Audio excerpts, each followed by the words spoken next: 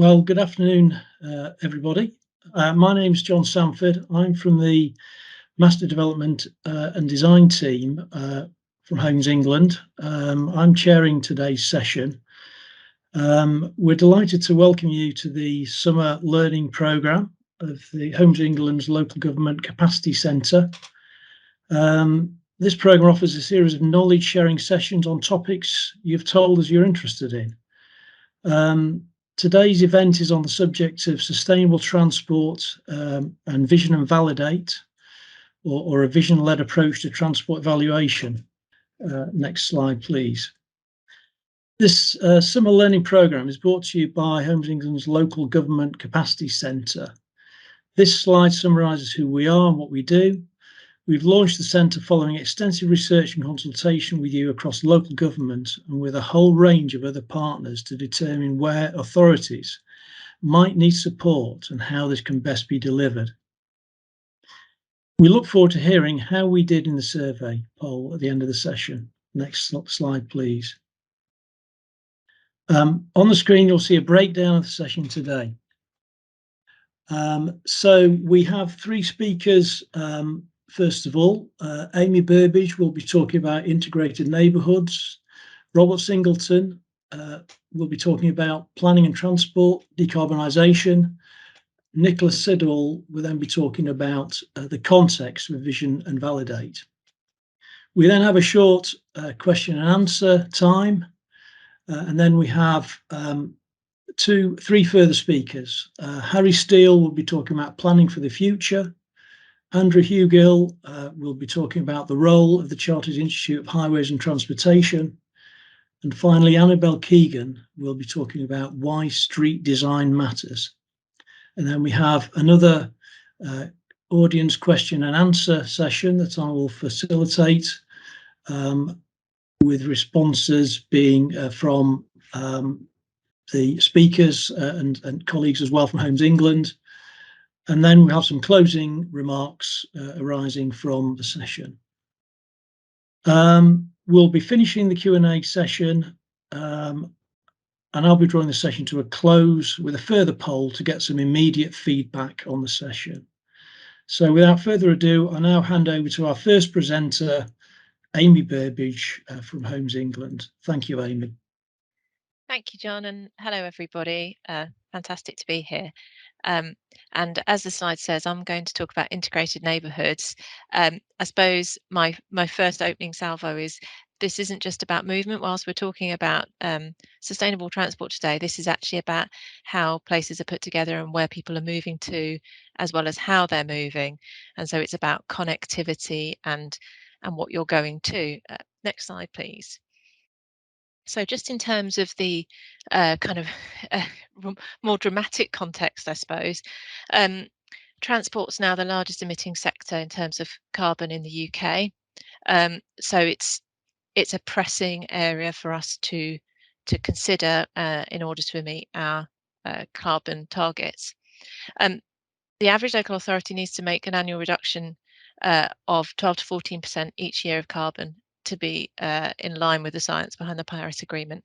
That statement's taken from the RTPI Decarbonising Transport report, which is really good and has a lot of detail looking area by area about what you need to do, and it sets quite a scary thing for us to all try and achieve. And then alongside that, there's the biodiversity emergency as well as the pressure on the climate. There's also, we're all well aware about problems with air quality and obesity. And amongst all of that, we also know that local journeys are the ones that are rising the most.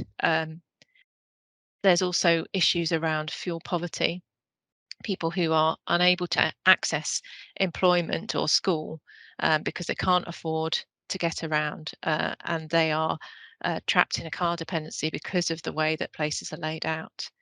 And that also plays into sort of social isolation. So that kind of sense that people are cut off. And if we move to the next slide, this is set out really in a really lovely graphic. This is from Donald Appleyard, and people may well know this slide of old, but it's shows what it's like to live on a street. And I think that's one of the things, that kind of messages to take from this. This is about how people move, and we mustn't lose sight of people. So essentially, if you live on a street with heavy traffic and a lot of high speed and high volume of traffic, you won't cross the road as much. And particularly if you imagine you're 8 and your mate lives on the other side of the road, you'll cross even less. And so people are lonelier on those streets because they cannot access their neighbours, and that social interaction, that social fabric that we want to create in new places, is being eroded. So it's a great little reminder of why this stuff is important. If we go to the next slide, please. And this is something that I use a lot in my work around what is important in terms of the places we are creating. It's from a piece of work done by UCL, and it's known as the Ladder of Place Quality, from their Place Quality Wiki, which is a review of loads and loads of evidence from around the world, looking at what are the things that make good places and what are the things that really don't, and where there's an evidence base for either. So at the top of the ladder, you've got the things where there's huge amounts of evidence that make good places, and at the bottom you've got the same huge amounts of evidence of things that are bad for placemaking, and in between are the things that are a bit more variable either way. And so you'll note the top of the ladder has compact and coherent pattern of development, public transport, connectivity, low levels of traffic, walkability, bikeability, all the things we're talking about today. And at the bottom, it's got the things that you need to really be careful of. So car dependency, noise, high elevated roadways, that kind of thing. So a really useful source of loads of data behind that slide, but a really nice simple graphic. Next slide, please. And so one of the things that we're also well aware of, but perhaps still kind of fall into the trap of, is this cycle of induced demand, which is the concept and shown here that we know we've got a problem with congestion of roads. The thing that seems to be the way to fix it is to build more roads and invest in widening roads we've got. But unfortunately, that then makes it easier and more convenient to use that road. So then more people choose to do it, and then you end up with more cars on the road. So you just end up going around in this sort of ever diminishing circle. Next slide, please. But set against all of that, we've got a policy context that has been for some time pushing in the opposite direction to try and say, actually, we need to put pedestrians and cyclists at the top of the user hierarchy. Man for Streets has been saying that for well over a decade. And I've put 1, 2, and 3, or not saying that number 3 is out yet, but it's imminent. We've got some really significant policy drivers now around decarbonising transport with the decarbonising transport strategy, and I know Rob's going to talk to this in a bit, and gear change as well around cycling, but also movement for anybody, for accessible movement. So there's a lot of policy, and I guess what we're talking about is how you go from policy into delivery. Next slide, please. Because as an industry, we're still doing this. This is an extract from Building for a Healthy Life, which is the design toolkit and assessment tool that Homes England has adopted to assess its own schemes. And if you were on the session yesterday, you'll know all about this. But this is an extract, and the way that it's set out is to look at what makes good places, which get green lights, and what makes bad places, which get red traffic lights. And these are photographs of real places with real problems. And now, these are not specifically to Homes England schemes. We are, as an industry, still creating places like this, and despite that policy imperative for over a decade. So things have to change. So next slide, please. So that's why Homes England has been trying to support and to focus effort on changing from a sort of backwards looking predict and provide view of transport planning to this forward looking vision and validate around what is the place that you want it to be like, and how do you create that kind of, how good could it be, how good could this place be, so that if you're a little girl, you can skip about and run around in that street. Next slide, please. So this, as I said, this is very much embedded within our approach, because we're using Building for a Healthy Life, which has woven in it from the integrated neighbourhoods section, which is the first 4 questions, very much about what is it that what is high quality in this place? What is it that you've got as your vision for the new development, and how can you make it a great place to be and to move around in?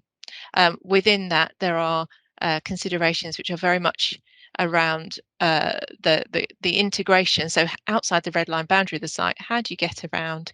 But then moving in more detail to the street design itself. And again, Annie Bell Keegan will be talking about that later on in the session. Next slide, please. Just to say that Homes England is actually starting to do a vision and validate approach on a lot of our schemes, and we've commissioned a number of vision-led transport evaluations and trying to use that approach to say, are we spending the right money in the right places?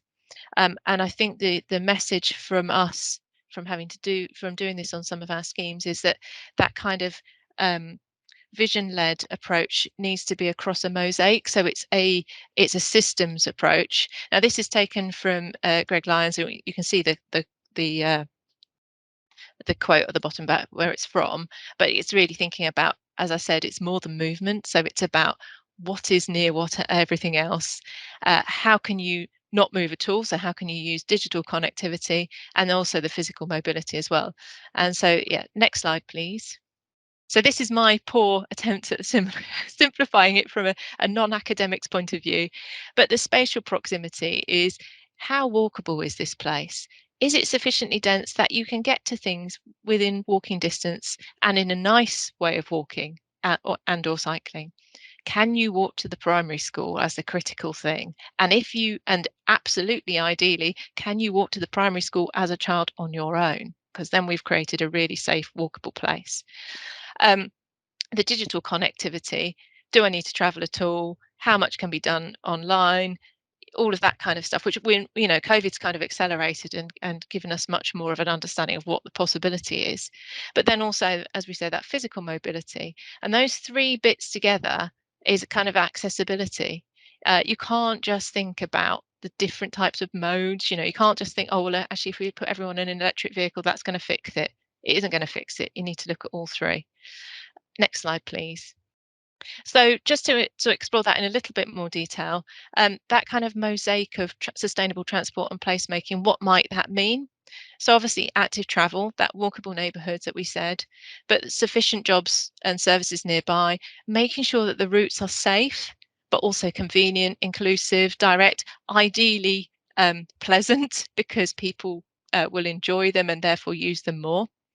So we've also been doing quite a lot of work on our sites with looking at mobility hubs, so public transport as well, but thinking about local mobility hubs that might be different scales. So something could be really low key, would be your local street. It might be a bus stop with some bike parking next door, but it could be something much more, community concierge and all sorts of different things going on. Smart ticketing and on-demand travel. Also need to think about the delivery side of all of this. So in London, we can see huge changes with cargo bikes and mobility hubs happening, but outside of London, that's and the big cities, that's much less so. But actually, it's possible. There are ways of doing this. And then there's also the parking strategy. So where you have parking, control of it, whether you can kind of group it together, and looking at the opportunity to repurpose car parking down the line as demand reduces because there's more active travel opportunities. And then finally, the street design piece that, again, I said Annie will be talking to you later, but how you enable walking and cycling by making the street design safe and pleasant enough for people to be out there. Next slide, please. So I suppose this is the call to arms, and also for teeing up the rest of our presenters. But what can you do? This is about a change in thinking. It is about thinking about the systems approach to everything, but valuing all movement. The child walking to school is as important as the commuter getting to work. Having a look with your consultants about and the local authorities who are receiving schemes, is there the opportunity for a vision-led approach here? And recognising who's involved in affecting the change towards a vision-led approach, i.e. everybody has to be involved, because this is important stuff that we need to get right. I think that's my final slide, but just double check. Next slide, please. Yes, it was. So I'll hand over to Rob. Thanks, Amy. It's really good to be here. I'm Rob Singleton. I'm the Head of Planning at the Department for Transport. I'm here to talk to you about DFT's proposals for doing things differently, both in terms of the way we're internally structured and what we want to offer, but also how we want to move to more of an outcome-focused approach in terms of that visioning. How do we get people out their cars? How do we get people onto public transport? How do we get people to walk and cycle? Next slide, please. So I'm going to talk to you about how we're trying to do things differently internally in DFT. So DFT, as you probably may or may not be aware, is very modally organised. So you have a rail team, a roads team, a ports team, etc., etc. But one of the things that's really important about DFT is the fact that we're intrinsically reliant on a planning system or a consenting regime to get through the infrastructure the country needs. And historically, that's meant that, you know, individual modal teams have had quite a task in reinventing the wheel every time they want to engage with the consenting regimes. And we thought, you know what? No, we should do something different in this space. And what we should do is create a centre of excellence, a central planning team that can go out to different modes and explain the planning system and explain how we can do things better. And part of that is sort of joining some dots, bringing together some very key messages. The first one of those messages is how we're going to decarbonise our transport network. Every mode has a role to play. How do we do that? And how do we do that through the consenting regime?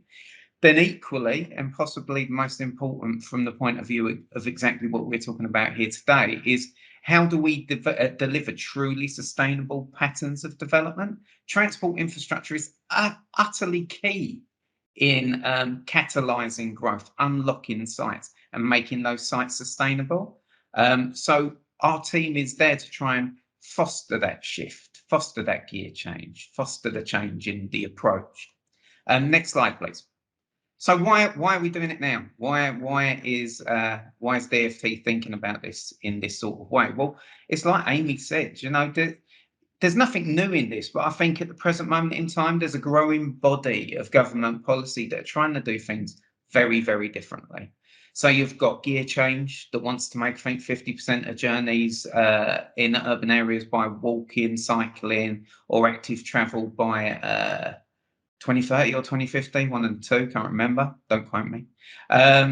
We've got the transport decarbonisation plan. We've just published the future of freight strategy. Obviously, there's the levelling up agenda. We've got a new national model design code. We're updating the manual for streets. And obviously, the planning system through the levelling up and regeneration bill is going to be subject to some change in the foreseeable future. So how can we make the planning system work better to secure these sustainable objectives? Next slide, please.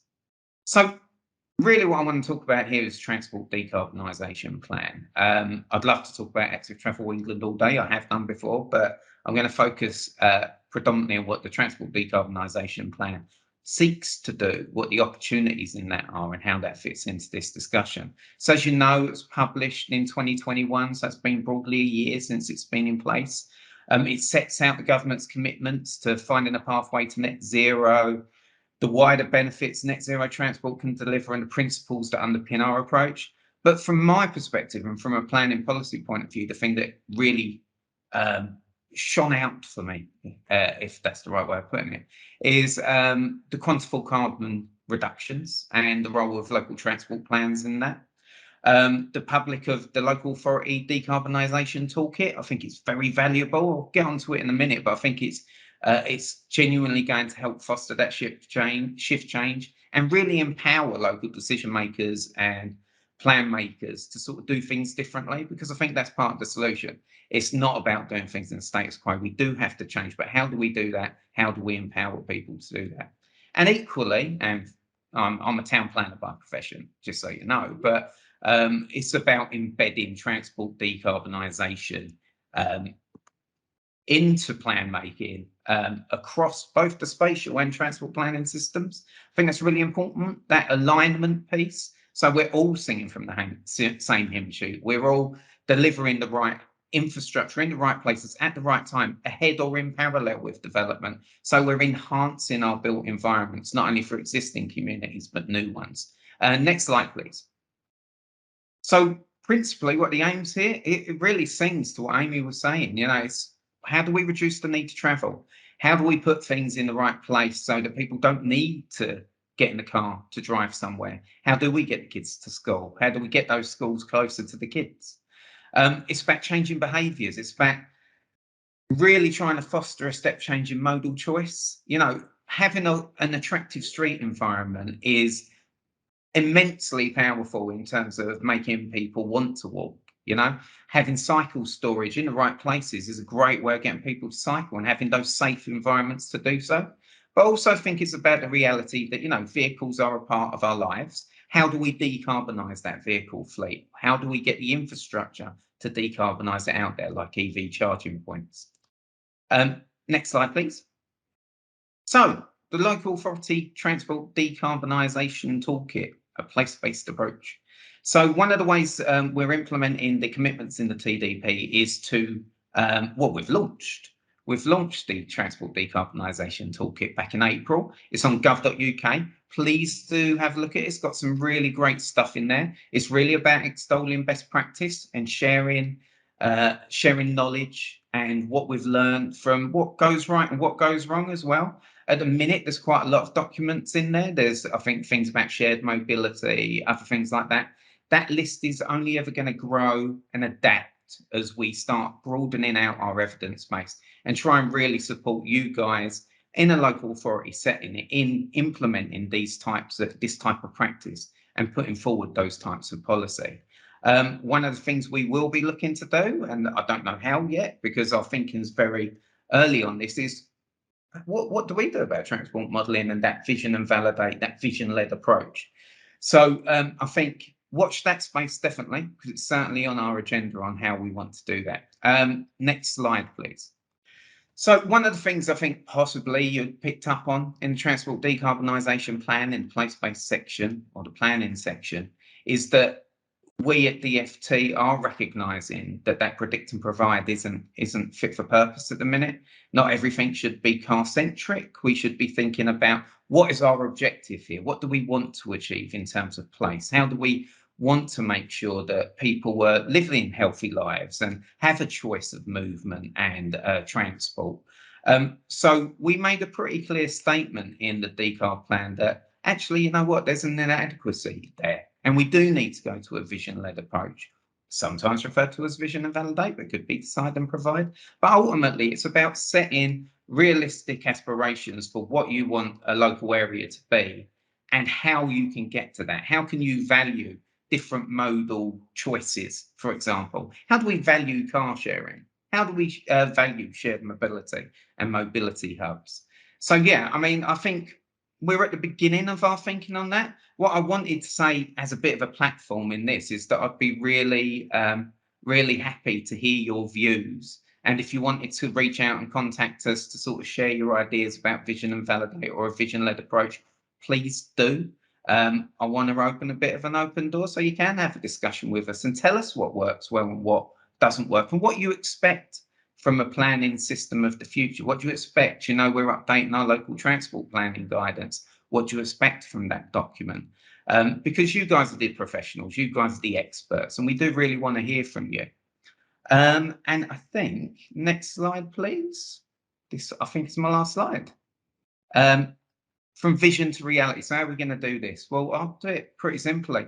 Look, the problem we're trying to solve is not a single intervention issue. You know, there's not a secret thing that I can click my fingers and everything sorts itself out.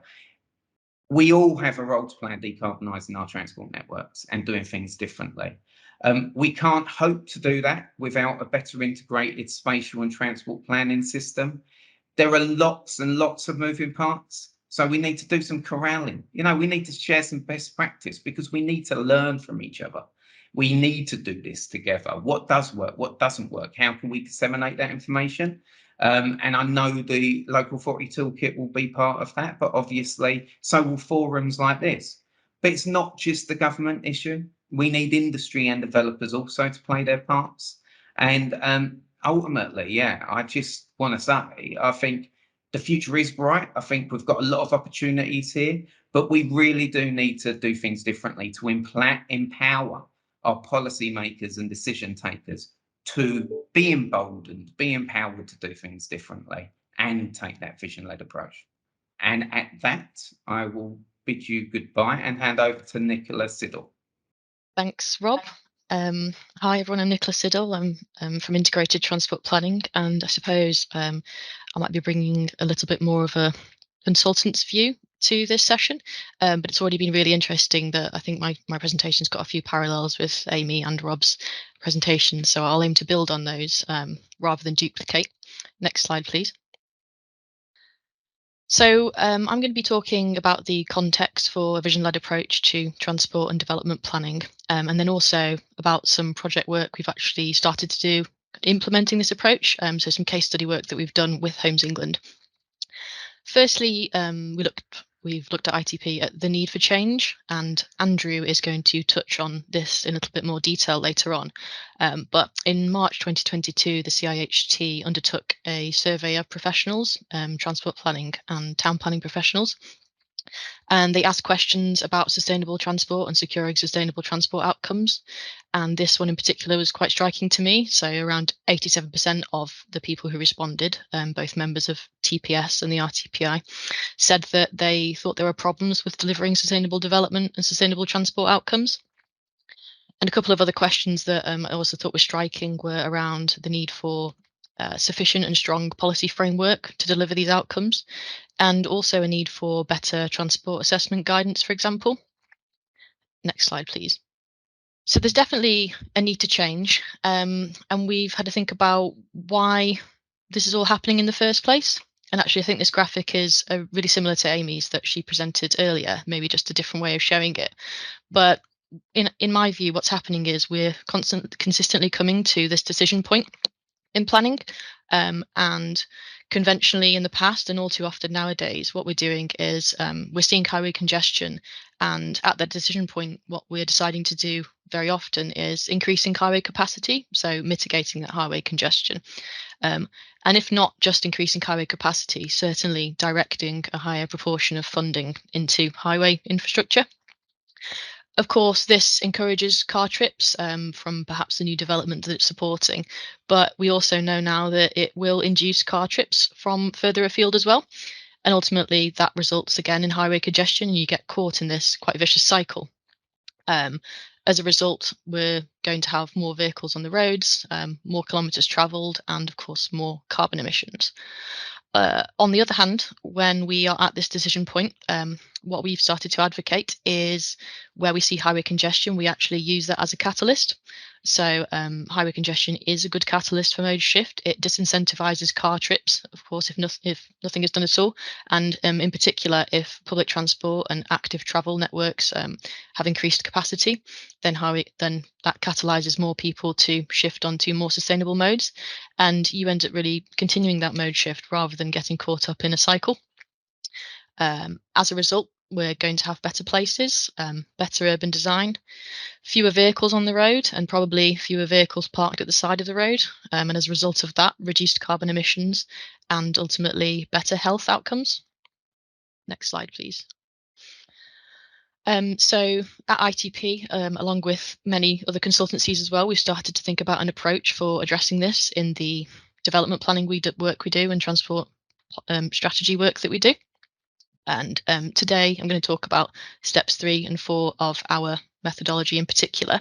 So firstly, we've developed a mode shift model, which allows us to think about the impacts of different transport interventions and the impacts that they would have on mode share of a site and trip generation of a site. And then secondly, the model allows us to iteratively test different interventions to kind of validate and backfill that vision that we might initially have for a new site. Next slide, please.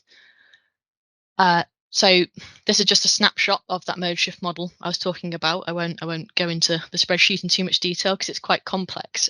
But this is a model that we've applied across several different projects now, and the project I'm going to talk about today is one, as I said, we worked with Homes England on, and it was a corridor study looking at strategic growth areas around one of the UK's major trunk roads. And our mode shift model allows us to take a site or a growth area and rate it against different connectivity or accessibility metrics. Those might be ones that are predetermined by us, or there might be ones that we agree with our clients or with stakeholders.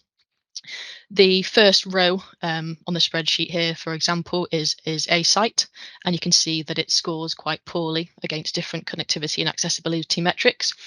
And as a result, what we can assume is that that site will sort of continue to be developed in a business as usual way. Quite likely that the trip rates that you might get out of the TRICS database will apply, and they'll just be perpetuated, and the same vehicle mode share and vehicle trip generation would be perpetuated.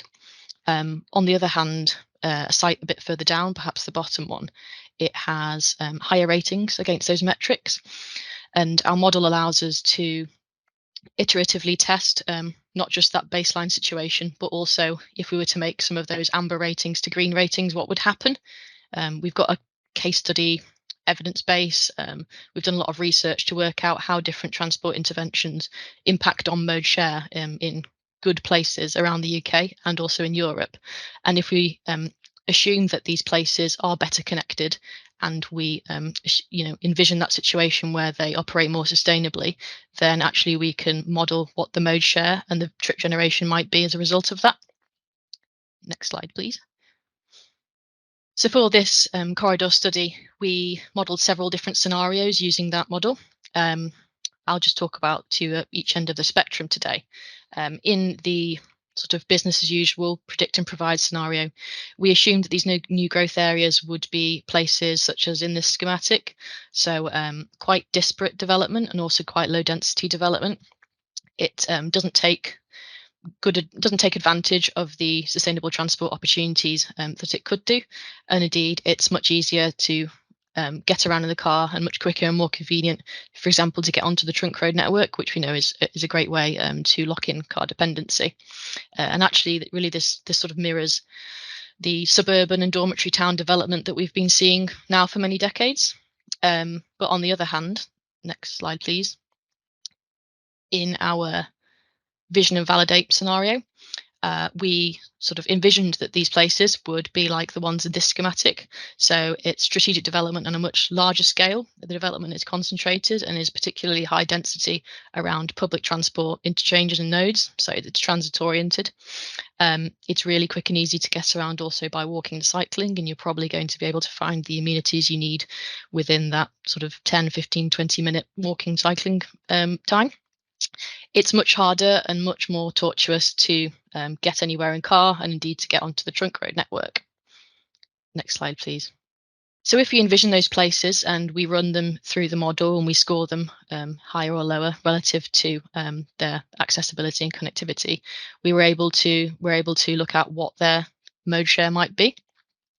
And the results are quite striking. So in our business as usual scenario, the traffic budget on that trunk road was reached by 2039, when only 11,000 homes were delivered in those growth areas.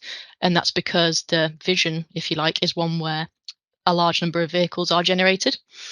On the other hand, in our vision and validate scenario, the traffic budget is reached by 2035, but that's after having delivered about double the amount of homes.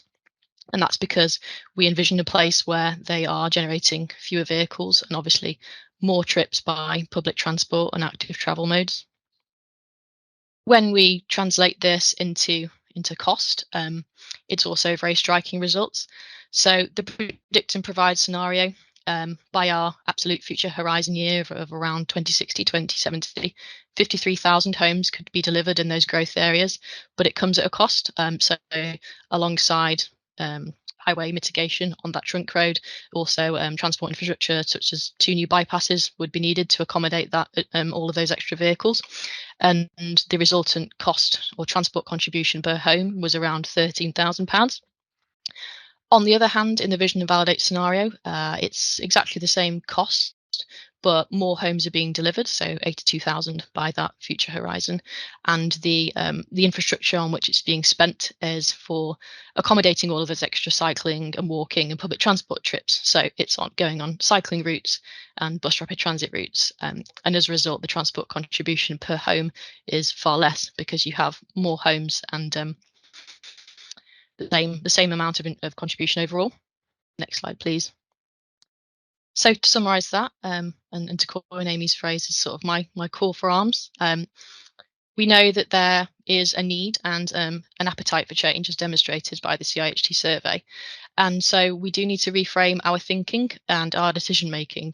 And most importantly, perhaps from a consultancy point of view, we need to be coming up with new approaches and new tools that help us reimagine places, envision new places, and understand the impacts of that when we're then making decisions about them. And in my view, we're ultimately, if we do adopt this vision-led approach, going to be able to deliver more homes, a better value, and delivering better outcomes. And with that in mind, I think we're jumping into discussion and question and answers with the first set of speakers. Yes, thank you, Nicola, and thank you to our speakers so far. We've had a nice range of questions coming through in the chat, so thank you for those. I think I'd like to sort of pick on the questions as they arise, I suppose. Have we published anything to do with network hierarchy and mobility hubs? We do have an answer already to some extent, but Amy, Rob, have you got anything to add to that? I haven't really got much more to add than what John said in the chat, in that we're working on actual schemes, but we've been working a lot with other companies in order to work out the conditions and the ways in which to make mobility hubs come forward. The only thing I would say, and I kind of hinted at it in what I was talking about earlier, is that don't think of a mobility hub as being the same everywhere, because a mobility hub could be something really local, local to a street, and it could just be a place where you combine modes. But then you could have we're certainly looking at kind of at least almost 3 different types of mobility hubs. So then you have something that's a kind of neighbourhood scale that would be perhaps at your local neighbourhood centre, and it might be where you pick up your parcels. And then you'd have something that's actually a transport interchange mobility hub, and it's where you're going from bus to train, etc. So they shouldn't be a one size fits all, I suppose. They're doing different things, but they're part of that wider network of mobility. Yep. Rob? Yeah, just echo. I mean, I'm working with my team are working with the shared mobility team and the mobility hub team, same team, to try and sort of just map out what these things actually look like. There isn't a one size fits all. They can be very micro and very macro all at the same time. So we're just trying to sort of map out what these things look like. What are there any opportunities or barriers to getting these things delivered, and what should the policy position be on it? But there's certainly in the LA toolkit on the decarb plan something about shared mobility, which might be worth having a look at. Great, thank you. There's quite a pertinent question about local authority partners. Embedding vision and validate and getting our local authority partners to embrace this change is proving to be a challenge in some instances. How can we bring local authorities with us on the journey? I can probably jump in from a sort of consultancy point of view. Please do, yeah. Yeah, it's certainly about winning over hearts and minds in local authority partners in terms of officers, but also in terms of members as well. What I tend to find is that if we can demonstrate a good evidence base behind what we're doing, so when I was talking about the mode shift model, for example, where we can see places that in real life have achieved these things, it's a bit more tangible for people to see.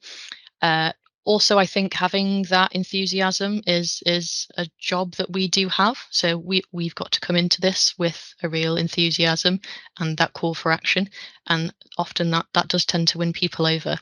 And finally, there will be people that don't agree, but I've come across lots of pragmatic people working in local authorities nowadays that are really ready to embrace it because they can see the problem that we're facing. And it's just our job to find those approaches and those tools and apply them as best you can. Yeah. I think the only thing I'd add to that is that's the point about the vision. It's about understanding what it is that you're aiming at and being able to communicate that and to advocate and fight for that is what you want. If you are just going to build another road, that's all that's going to give you is another road with more vehicles on it. And is that the vision that you want? or do you want something else? And I think it's kind of and it is a bit also about then following the money, which is what Nicola's talking about, is actually what are you spending it on and why are you spending it on those things. And if you say to people, if we, this is going to be fixed because the traffic's all going to go onto this new road, and that's kind of been the message up till now, and that's how a lot of people have perceived it, that the road's going to fix it. It's not as simple as that. We know that it's not as simple as that. It doesn't work. We keep doing it and it doesn't work. So actually, what might work and what will make this a better place? And I think that's the thing, you've got to be, as Nicola said, quite robust in making those arguments. There's quite a lot of discussion in the chat as well about developers being cautious, but I don't always see that. I think actually it's local authorities are quite cautious, and understandably they don't want to be left with the problems. They don't want to have huge amounts of congestion everywhere. But actually, I think if developers understand that they can work out what the place will be like and it will be a great place to be, they're not necessarily wanting to fund loads and loads of highways infrastructure either. So, if they know that making a great place and streets with street trees on does actually sell them houses, whereas building a bypass probably doesn't. It's just something they have to do in order to get planning permission. Yeah, thank you. The question here about providing dedicated cycle paths. Are they to be made mandatory in developments, as this will create the perception of safety and therefore encourage cycling? Rob, have you got a view on that? Yeah, I mean, I'm going to swerve it slightly, because mandating's a difficult thing to operationalise in policy terms. But what I will say is that I see Active Travel England playing a key role in putting cycling and walking and active travel up the agenda politically, but also in terms of local decision making and plan making. So, for me, it'll be wonderful to see their genesis and see the impact that they can have as being that advocate, as being that voice. I think, and it goes back to the earlier point about, how do you sell this to local authorities? How do you sell this to decision makers? I think we can't come at it from one angle. You have to have a mutually supportive policy framework to get the right outcomes, because this is all about outcomes. If we understand what we want to achieve or what we need to achieve, then and we get people on board with that, it makes it a lot easier to sort of start embedding. And we've got this mutually supportive policy framework that says the same thing. You say it often enough, clearly enough, and we continue with this momentum, we should result in betterment. I'd be flabbergasted if we didn't. I'd be upset, So I think we've got a real opportunity here to do stuff differently. I think Active Travel England are going to be a really useful organisation in that as well. Yeah. Just to add to that, in terms of I flagged LTM 120 in the chat as the design standard. Obviously, it's not mandating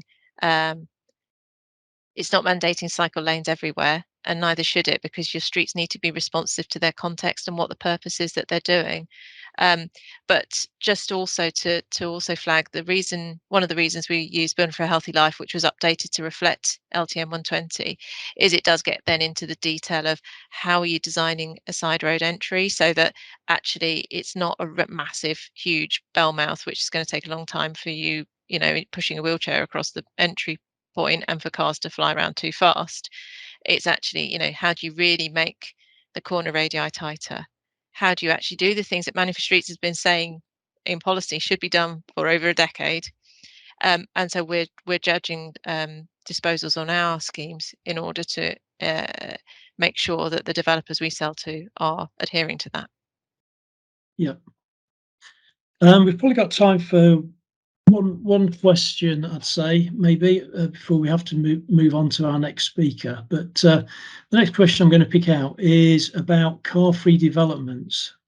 How have these been viewed politically and in terms of acceptability by new and existing residents, which I suppose relates to the key issue of the design of the place and the urban design underpinnings of Vision and Validate, arguably. So Yeah, I mean, there are car-free developments. There are. I think there's more of them in London than there are elsewhere. I think politically, a lot of the decisions for car-free development has been predicated on things like housing need, but making sure that development's in the most accessible location. They're incredibly accessible locations dotted all over the place. It's how do you recognise it being accessible, and that then empowers your decision takers to turn around and say, oh, they don't need a car. Oh, there you go. That's fine. So I think car-free developments are often politically contentious. When I was a local authority planner, a few came through. They weren't received very well at planning committee, but that's because they've always been in the headspace of one car parking space per unit as a minimum sort of thing. Once we started changing the narrative, we had a better policy basis, and we valued the absence or the accessibility of a location and the what alternative modes have as a value in terms of trip generation and how it deals with that trip generation, then you start getting better outcomes. So it goes exactly back to my point about that empowerment piece. In terms of how the lived experience of it is, my mate lives in one. He really likes it. He hasn't got a driving license, so he's perfectly happy, in the middle of Hackney, and he's got a free development, wandering to the local shop and living his best life. Don't get me wrong, I think if someone has to give up their car, it might be a bit of a struggle, but it doesn't mean that the principle is any less worth pursuit. Yeah. I think it's contextual as well, because in Hackney it's easy to imagine that people might need their cars less, and it's when we plan car-free developments in places where they might need them more, which can be problematic. So what we often find is that actually having place to park your car and store it might still be useful. But if people are encouraged to make their day-to-day trips by other modes, then we're getting still small wins. Yeah, just quickly, I'm seeing in the chat a lot of people saying it shouldn't just all be about London. Yes, you're bang on. You're right. I said that. But let's see how we can foster that step change, that gear change, and let's see what comes out. And let's share information about best practice. Really useful. Really useful. Well, thank you. I'm sorry, Amy, you froze on us there for a minute, so you were cut off in midstream, but nevertheless, thank you for all our speakers so far for contributions and answering questions. I'd now like to move on to our next set of speakers. Firstly, handing over then to Harry Steele from the Royal Town Planning Institute. Over to you, Harry. So like that says, I'm Harry Steele, infrastructure specialist from Royal Town Planning Institute, with a specific focus upon energy and transport infrastructure. So I'm going to just talk around a few of the reports that we've been doing recently, and sort of the specific theme that goes throughout those of holistic and collaborative planning. So next slide, please. Don't think it's going to come as any shock to anyone that I'm going to say that planning really is at the heart of many of the biggest issues we face in the country, whether it is climate change or levelling up. We obviously certainly believe that, and I hope many people here share the same opinion. It's key, I think, if we are to tackle these challenges, that we have to approach them holistically. I don't think we can any longer sort of separate land use planning and transport planning, or energy planning, or highways or anything like that. That we need to sort of bring them together, ensure that there's collaboration from a really early stage. And I think through these two reports I'm going to talk you through, the link between land use planning and transport planning is one of the most important and is really central to delivering specifically levelling up and climate change, but also in just creating healthier, greener communities that are more prosperous and more enjoyable for people to live in. Next slide, please. So the first report I'm going to talk through quickly is the Net Zero Transport Report. This came out in 2020, was made with LDA Design, City Science and Vectos as well. So transport is one of the largest contributors to CO2 emissions, and whilst energy has really sort of benefited from changes in technologies, transport hasn't particularly. So we really need to sort of start thinking about how we can do things differently and not just wait for electric vehicles to try and come in. We think this can be done through planning policy, prioritising sustainable transport methods, really rethinking how we link transport and housing, and how we include sort of transport and land use planning, and land use planning with transport planning from the really early stages to ensure that they're linked together, and that the communities that we either regenerate or build new ones really have infrastructure built from the heart. Next slide, please. So the sort of core basis of this report is us looking at 4 typologies, which we ran a series of different policies through to understand a sort of steps towards net zero. So I think you can see on the graph on the left, it's a sort of simple shift from substituting shifts. So whether it's doing it online like we're doing today, maybe sort of reducing the need for shifts, whether things could be delivered or sort of used virtually. Then to shifting modes, which we've sort of heard quite a bit from the previous speakers, so I won't step on their toes too much. But in terms of using active travel, public transport, and other on-demand mobility, whether it's car sharing schemes, electric scooters, other things like that. And then finally, in switching fuels, so through these sort of 3 key elements, we then developed the graph on the right, which details the steps, which has quite a bit of sort of previous bits I've spoken about, but it starts with ensuring that developments are carbon negative, so that we can ensure that anything we are doing new is at the very least not impacting us negatively, before then moving on to substituting trips that's previously been outlined, shifting modes, and then switching fuel where we can't move it along, so whether that's through private vehicles, freight or public transport. And that will take us to, we've sort of predicted about 80% of the way, with a final 20% sort of being achieved when we do everything scenario. So that is about not just waiting for electric vehicles, or not just investing in public transport, but really doing absolutely everything we can do, and ensuring that all of these policies are linked, so that public transport schemes are linked to micro mobility schemes such as electric scooters, all with land use planning at the heart of it as well. Next slide, please. So I think one of the core policies that sort of comes to mind when we think of that is the 15-minute neighbourhood. You can see from these 2 images here, hopefully they're clear enough, but I'll just point out sort of some of the key bits. Obviously, 15-minute neighbourhood at its heart is an area where local amenities and services are within 15 minutes walk time, active travel or public transport. We've done significant research around this, looking at examples, and also running some modelling to see whether we can have it in other areas. So for example, our Welsh office recently published a report detailing that a 20-minute neighbourhood can actually be achieved in parts of rural Wales through sort of significant strategic planning and future-proofing of places. But from here, I think you can sort of see a visualization of that do everything scenario, where we're ensuring that we are making sort of significant commitments now to ensure that we can deliver. Those, just to answer that question that's just popped in, these are taken from the report which we found on our website. I'll send a link for that after I've finished speaking. Next slide, please. So the second report I just want to quickly run through is it's actually the most recent one in a series called Location Development. So we've done 3 so far, with some soft plans to do a 4th one hopefully in the near future. These are looking at the sort of analysis of location of accessibility of approved and existing residential development in England. So the headline findings for these are in the top 10% of most accessible areas. Key amenities and services can be accessed within a 30-minute walk, but unfortunately in the 10% least accessible areas, this could be potentially up to over 90 minutes of walking time. So we are really looking at a severe disparity, which I think when we look through some of the maps that are in the report, it really does highlight some levelling up issues, which I think really do then sort of fit in and resonate with the sustainable transport as well. Next slide, please. So there's many of these graphs throughout the report, which again I'll link shortly.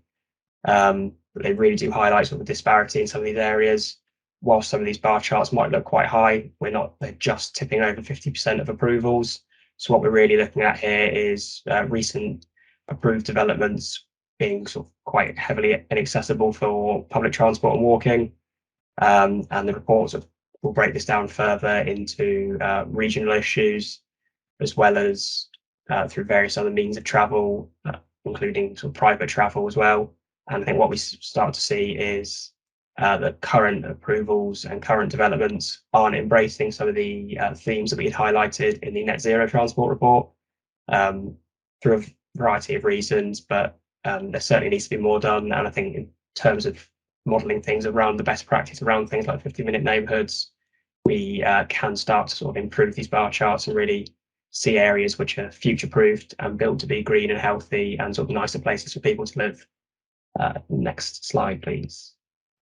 So just to leave with sort of three of the sort of core themes throughout those reports.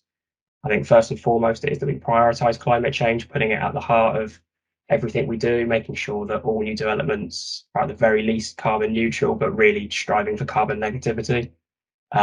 Secondly, it's about taking immediate action. I think, as has been highlighted quite a lot, we can't wait for things like electric vehicles to have significant technological improvements, and we are going to have to make sort of big decisions now and moving, shifting modes and changing behaviour.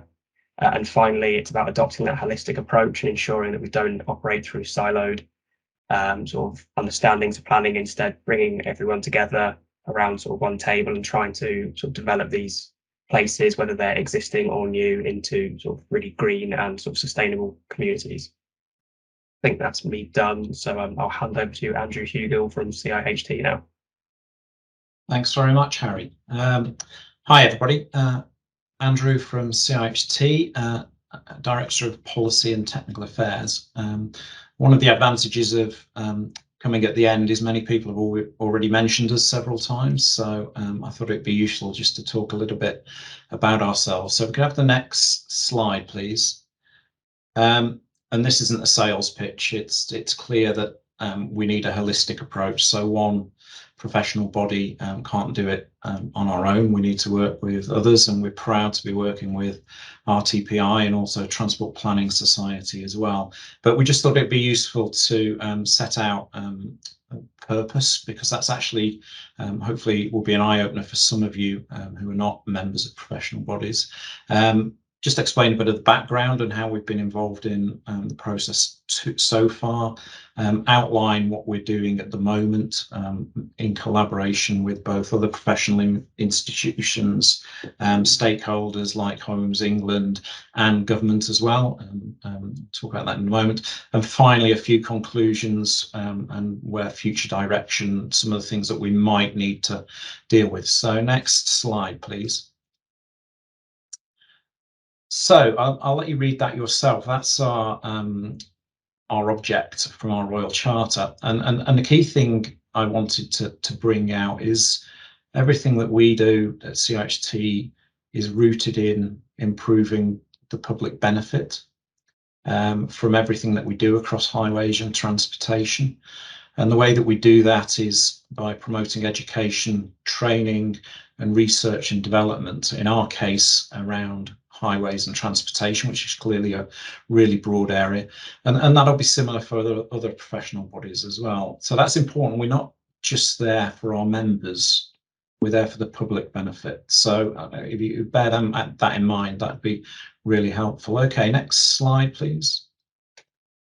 One of our key areas of work is around influencing the future, and by working with a broad range of people. So my role is about sort of leading on that area, and the key point about this is talks about the changing needs of society, and it's clear that we're at a huge period of change now, and a lot of people have mentioned this already. So fundamentally, the whole point around climate change and the need for urgent climate action is a key priority for us.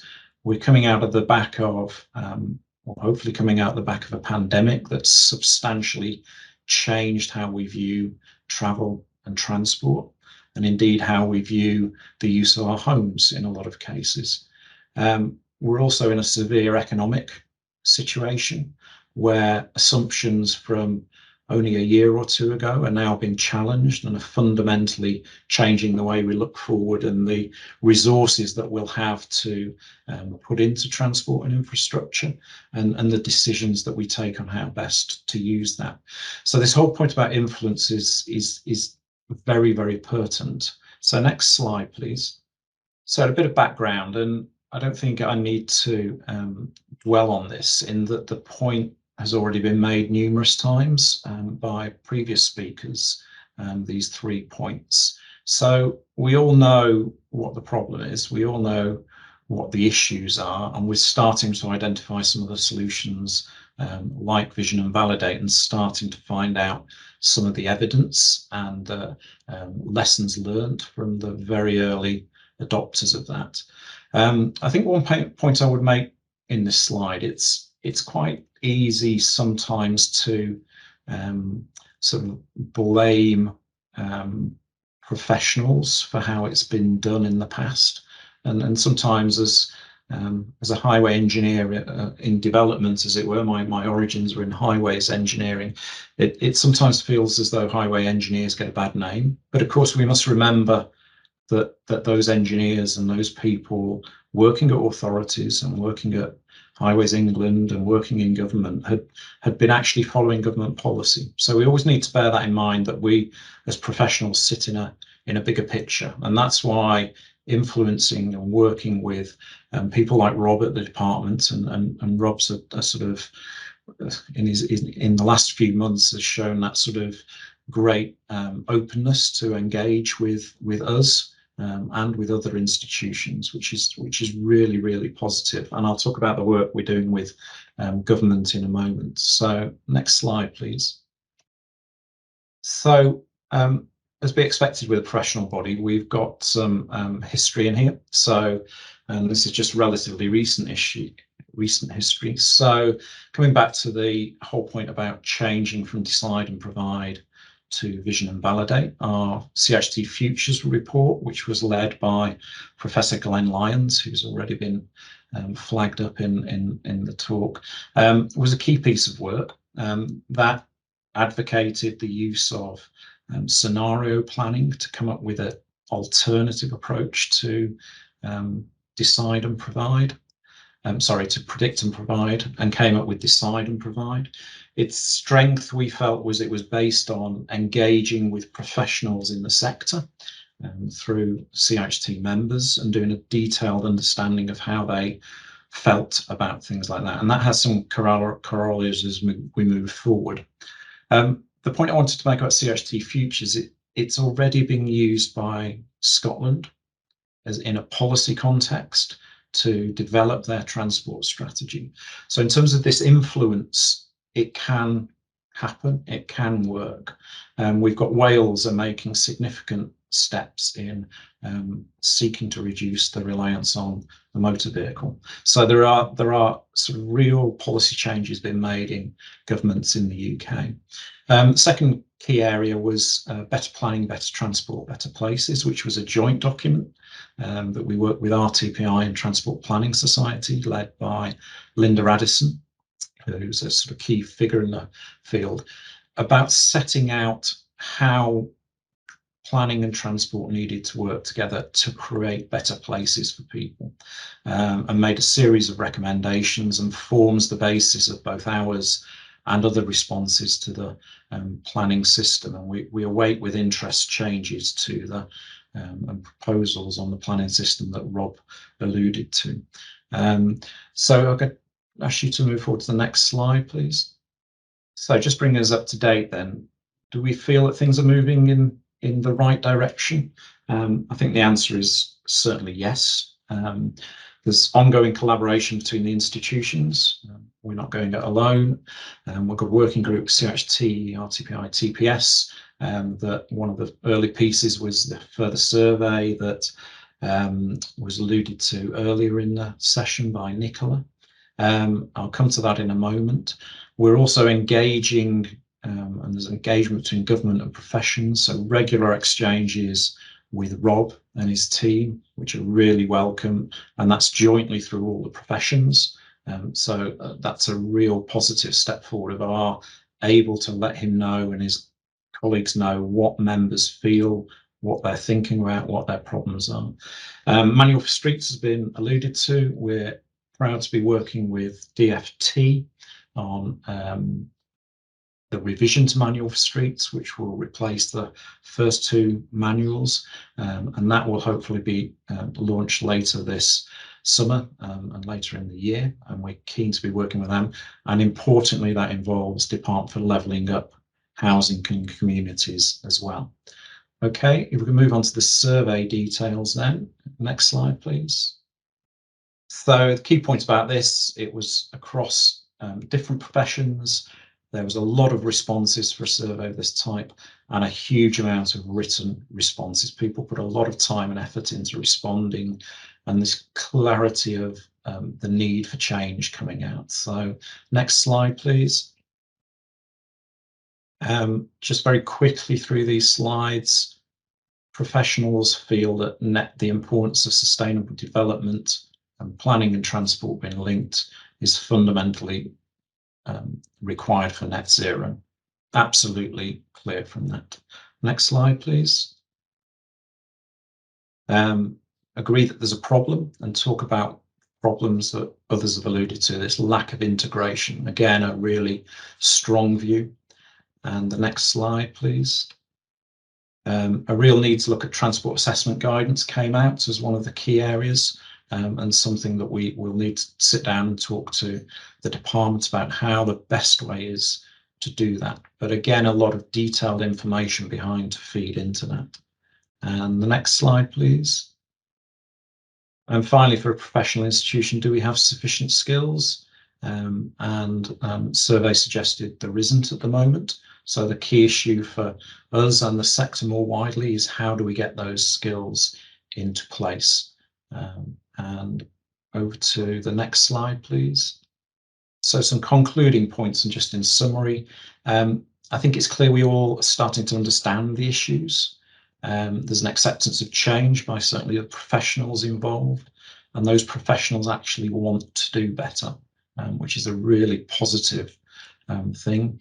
I think some key points about how we move this forward. There's clearly guidance coming out in a whole range of ways. We've talked about dissemination. A key point is actually how do we do that between the sort of government departments, the professional bodies and others without weakening that dissemination, and also how do we get to improve the skills situation by good training. CIHT has just recently started a CIHT Learn digital platform, which gives us a basis for training, and we need to think about how that gets rolled out across the sector as well. And I think that is my final point, so I'll move on to Annabelle. Thanks very much, Andrew. So I've got the final slot of this afternoon in terms of the presenter talks. I've been asked to talk to you about why street design matters. So I'm an associate director at PJA, and unsurprisingly, I'm a designer. So of course, I think streets matter. So if you want to flick onto my first slide, I'll tell you why. So I think streets are an incredibly important part of our design process. So highway land accounts for about 85% of our public spaces. And if you just flick on one, something should come up on that slide. Thank you. So they account for kind of 85% of our urban area, of our public spaces and urban areas. So if we get it wrong, the quality of the spaces that we create in our towns and urban areas can be hugely detrimental to the overall quality of our spaces. So if you flick onto the next slide for me. So I'm sure you've all seen this diagram before, and you've probably kind of seen the history of why we've been getting this wrong. So this is from a housing audit that was undertaken kind of in the early 2000s, and you'd have really thought we'd have got it right by now, wouldn't you? So we're still talking about this, and kind of 15 years on from Manual for Streets, which is unbelievable, really, kind of to think that's 15 years ago. But we're still really getting kind of the quality of our streets and public spaces really quite bad, as that's kind of showing. And I don't really think that things have massively improved in that time frame. So if you want to flick onto my next slide. These are some extra excerpts of photographs taken from some of the schemes that were included in Building for a Healthy Life, which Amy kind of mentioned at the start of her talk. And as you can see, we're really still are creating kind of schemes that are very kind of overly highway engineered. They're creating kind of poor places that have not a great relationship with their street infrastructure, and also fundamentally building in issues with parking and also disability issues. And I've seen that coming up a little bit in the chat as we've been going along. So really what we're going to do about it. So I want to kind of end on a positive note of things, kind of how we can make things better. So I've got a poll to launch. So I just want to get your views on how you would rate the quality of the streets in your local authority area, just to kind of see how things are going in your patch. So I think that's going to pop up on your screens now. So just give us an indication, and it might be something for us to take away as a team to have a look at afterwards. So just leave that up for a second. I can see those coming in live. I think the answer to that is not great, looking at the live scores that are coming in. So about 60% of you are saying that you would rate your local authority area as average, with about a quarter of you, nearly a quarter of you now, saying that you would rate them as poor. So that's I think that's real kind of testament that we are kind of where we were previously, and things haven't got a lot better. So design quality, if you want to flick onto that, to my next slide, that'd be great. So, and flick on again, there should be some animation that pops up there as well. So design quality, as we know, is kind of right back up on the agenda. If you flick on a couple more, there should be 3 boxes that come up. Thank you. So it's right back up the agenda, as our other speakers have talked to you about. We've seen a raft of new kind of policy and guidance coming out. We've empowered people through the MPPF to take kind of control of their neighbourhoods, but we're kind of still seeing, in terms of what's being delivered, that there's still significant room for improvement. If we flick on again, the National Design Guide mentions streets a number of times, and I'm a bit of a geek, so I ran a word count on the National Design Guide just to see how many mentions of the word kind of streets, walking, parking, cycling, public transport, how many times that was mentioned. And it's a lot, which is great from us as a kind from a design perspective. And kind of movement is up there as one of the most popular kind of words by subject area, which I think is kind of real testament to how far it's moved up kind of government's agenda, which is fantastic. So if we flick onto the next slide, I'm going to have kind of flick up some policy documents. So if you flick on again, they should animate. Perfect. So we've seen kind of these being introduced by the other speakers. So what does it mean to us? What are we going to do with all of this fantastic kind of resource that we've got? And how do we kind of start to do the doing, really? So if we flick on again, Building for a Healthy Life, I don't know with how many of you are familiar with that, but it was launched back in 2020, and it was an update to Building for Life 12, which was a set of kind of 12 questions. But the 2020 update, what's different about it, if you haven't had a chance to have a look at this, is it kind of puts health and well-being at the centre of kind of the agenda for design. So it's been funded this time round by the NHS and the NHS Improvement Group and kind of the Healthy New Towns programme, which is fantastic. But what's really important for this group that we're talking here today is that Homes England have kind of embedded this as a metric for design quality. So it acts as a design code, and you can use it to assess and kind of help to improve the quality of schemes in your area, which is great. So if you're not already using it, if you have a look at it. But the reason I want to show it to you today, so if you flick onto the next slide, is that one of the things that's really come through in the new BHL. So if you flick on, there's some animation should pop up. So oh, sorry, that was my fault. That's strange. There should be some red boxes coming up. But anyway, there we go. Perfect. So there's 6 questions within BHL that relate to streets and movement and car parking and cycle parking. So 50% of the weighting of BHL is really focusing on those movement metrics that, again, are kind of embedded in the National Design Guide. So I think that kind of as a designer, it's absolutely fundamental. I think we all know we've got to get this right, but hopefully this is starting to move in the right direction to give you some of the tools to help you improve the quality in your area. So I work for the Design Network in addition to kind of my time at PJA, and I help to assess some of the schemes that come to for BHL approval. And what's really interesting, we've been seeing consistently really quite poor scores around the kind of street design metrics, which is, as you said in your poll, is testament kind of what's happening in the regions. So I want to hypothesize something else. So if we flick onto the next slide, we've been talking about vision and validate, but I'm thinking maybe we should talk about vision and provision. So vision and validate, kind of, it's a bit techie to me. So as a designer, I'm thinking vision and provision.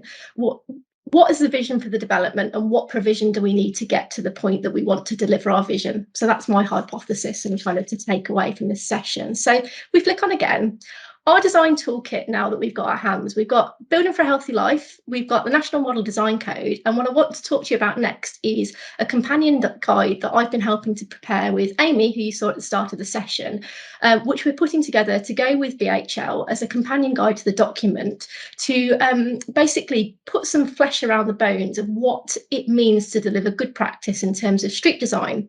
As Andrew's just talked to you again about as well, we've got an update to Manual for Streets hopefully coming soon. So hopefully this is all starting to put some flesh on the bones. So if we flick on again, so Streets for a Healthy Life is, as I say, it's a companion guide, and we're going to put up a link in the chat so you can find this document. But at the moment, it's a beta testing document. So it's we'd love your views on it. Amy and I are still working on this, and we'd love to kind of get your thoughts on it.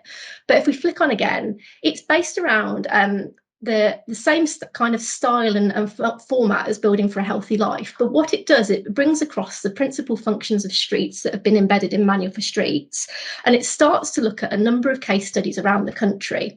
And we've been very conscious as a team to make sure that we collate best practice from all the regions, so that we're not London centric, we're not southeast centric, and we make sure we've got a good geographical spread across the country. So if you flick on again, I just want to show you some extracts from the pages.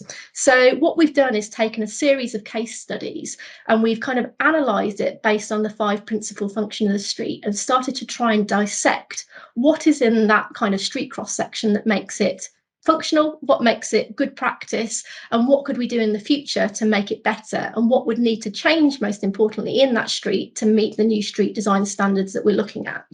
So if you click on again, what we've done as well is had a look at a few more case studies. We've kind of taken the red, amber, green approach. We've taken what's good on those examples, but we've also started to identify what is not good based on the kind of current standards that are emerging that we've seen other people talk about. So if we click on again. So what we're really hoping is part 2 is going to be coming soon. So the first half of the document that we've published so far is just a good collation of case studies with kind of dissecting the kind of the sum of the parts of those.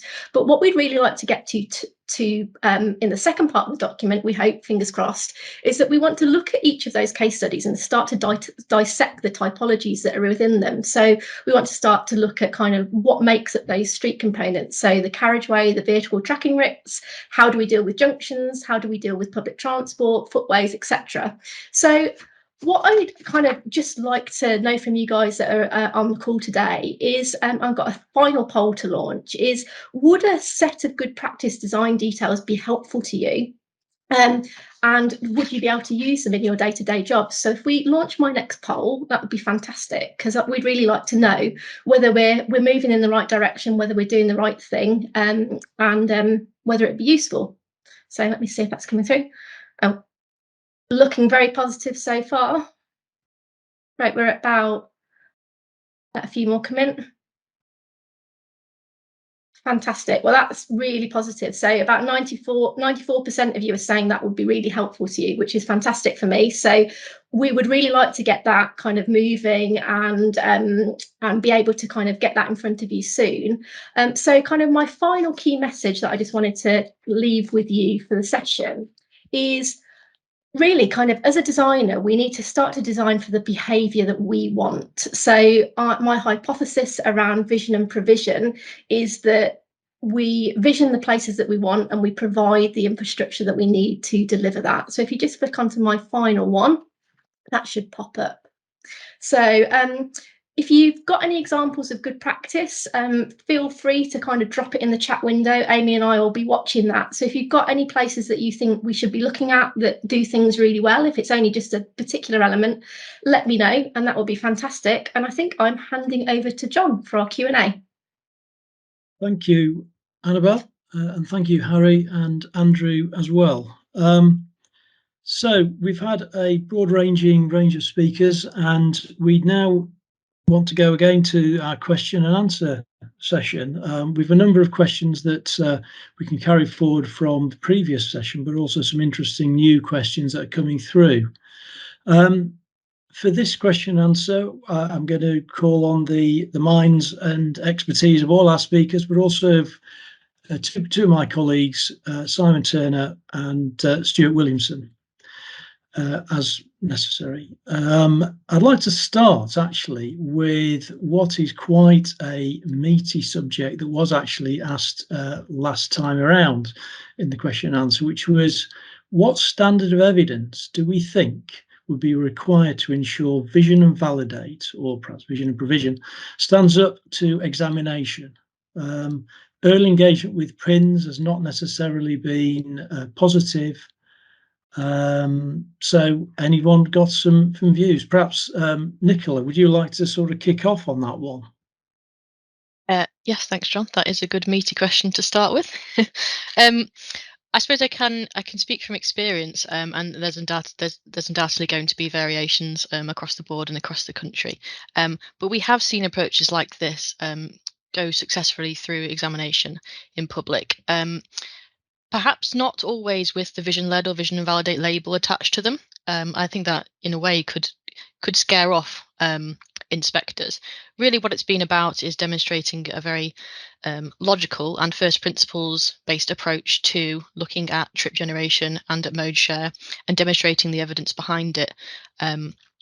And in doing so, we've been able to convince inspectors, so for example, Cherwell local plan is coming to mind, that if you put the right interventions and the right measures in place and that package of measures, then there is genuine potential for people to shift modes, and in particular with new development, start with that very low vehicle mode share from the outset and instead choose to walk and cycle. And there's always a quote that stands out for me from that inspector's report, which was something along the lines of, we acknowledge that you're planning strategic growth along an incredibly congested road into Oxford, but this is also very evidently a great way to capture all of that demand that's travelling on that road at the moment and instead provide something like a rapid transit route that all of those people instead choose to take when they're travelling into Oxford. So it's about that congestion as a catalyst for mode shift, which really stands out for me. Thank you. Would anyone else like to comment on the issue of standard of evidence to deliver vision and validate as an approach? I'm also happy to come in on that one, John. Yes, please, thank you. Turning to Folkestone and Hythe district down in Kent, where a new garden town of 10,000 homes is planned. That was planned and the core strategy review considered on that vision and validate approach. Now, I think what they've had to do there really is look at plan A, where the vision works and the deliverability of that. And then a plan B, if it doesn't, reverting to the predict and provide approach of highway improvements. That does obviously have an implication because the inspector there was also concerned to ensure that if those highway improvements became necessary, that they could be viably delivered by the development proposals. Fortunately there, the council is also landowner for Otterpool Park Garden Town. So both as local planning authority, but also landowner, they were able to demonstrate it was in their gift to deliver those highway improvements if they were necessary. But I think it does require that robust approach of being able to demonstrate that both plan A and plan B will work. Thank you. Rob, do you have a view on this? I do. I mean, I think that's getting to the nub of part of the problem here about how you get local plans adopted. What I will say is not directly answer the question, but say that we're working with DLUC about how the changes to the planning system can think about that differently. Obviously, transport evidence base is a big thing. So, and it needs to underpin the local plan. We're also thinking about the role local transport plans has in all of that as well, because we're updating local transport planning guidance. But it's certainly on our list of things that we're talking to DLUC with as a priority to see what can be done in that sort of space. I don't think that necessarily helps people that are going through the processes of adopting their local plan now, but hopefully we can.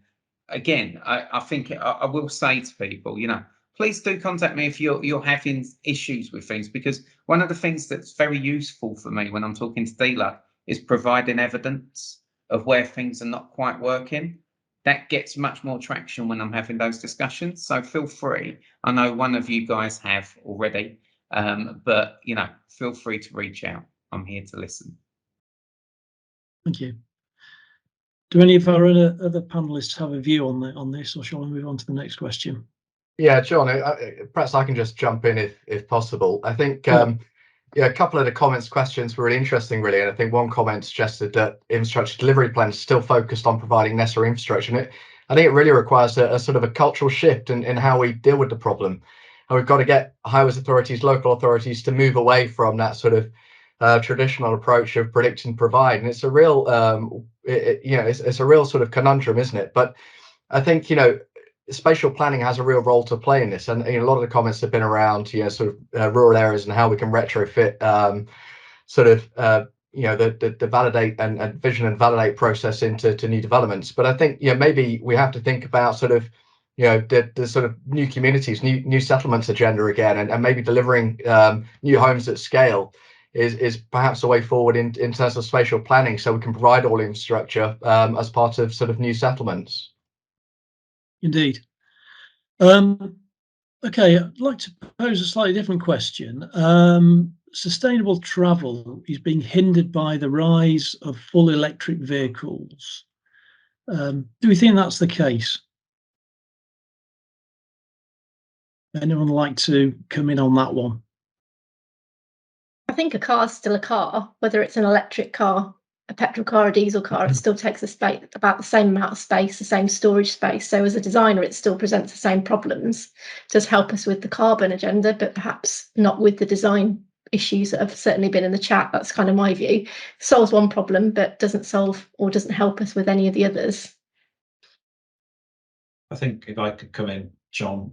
Yeah, please do. Yeah. I think from our perspective at CIHT, Rob sort of explained the enormous amount of work that is going on within the department, particularly decarbonisation strategy, and there's an awful lot in that. There's clearly a sort of a view from government, in the wider sense of government, that actually the creation of electric vehicle industry is a good thing, because a lot of jobs depend on that, and that's understood. It's exactly how that ties into sustainable development. So I think sort of one issue is that electric vehicles are seen as a solution to decarbonisation without thinking of the other impacts that they have. And it's the point Annabelle's just made. And so there's a piece of sort of thought how that needs unpicking. In terms of what the department's doing around sustainable modes, there's clearly a huge amount going on in terms of sustainable travel, the investments in sort of public transport and buses. So the question is, how does all that fit together?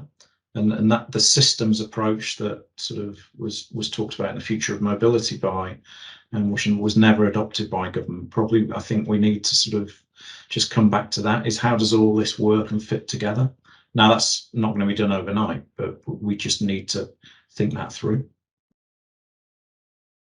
If I can, John, I'm going to come in on that one and flip it on its head a little bit, because I think innovation and new technology also brings significant advantage. If you look at the growth in electric cycles, it means cyclists can travel much further more readily, and so the commuter distances for bikes grows.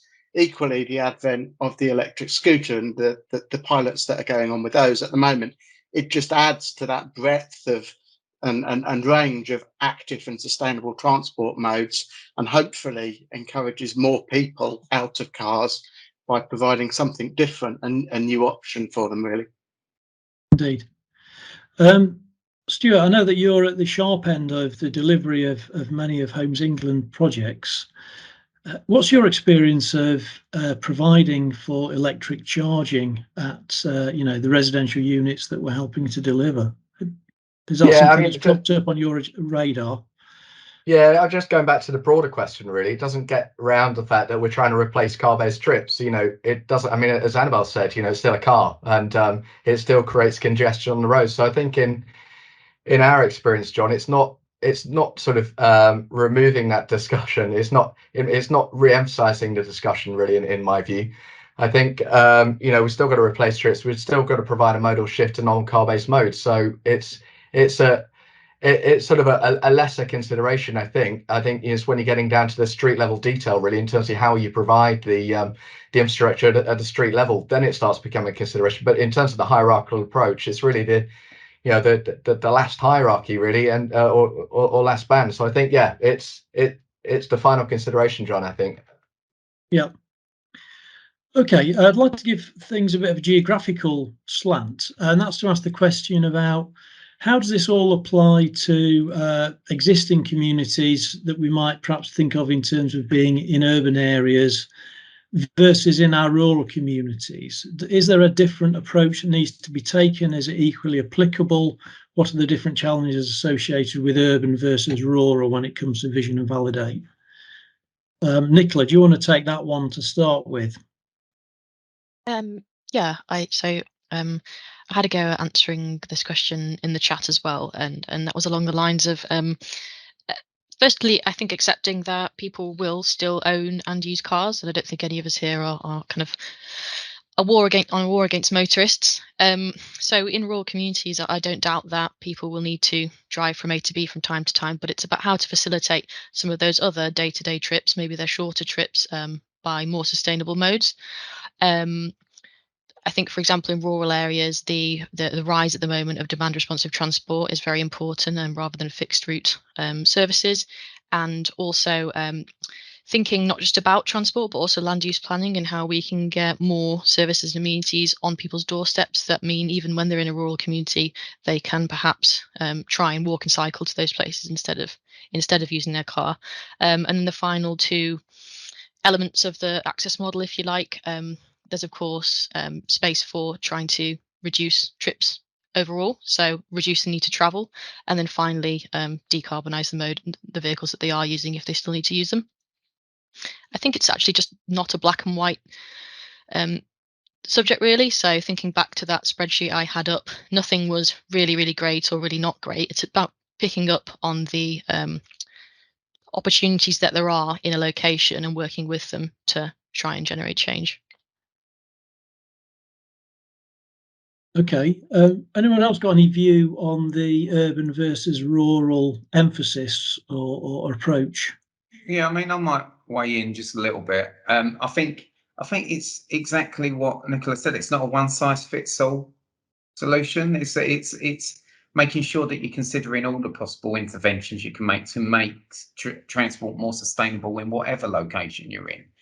There are incredibly remote rural communities where there's a handful of houses. So there's an element to this where vehicle usage will be a reality. I think I'd certainly endorse whatever all of the other speakers have said about that, making sure that hierarchy is embedded, reduce the need to travel, change those behaviours, but provide the infrastructure to decarbonise the fleet, because ultimately in those very remote rural locations, that may well be the way in which you foster that sustainable transport change. But again, that demand, on-demand type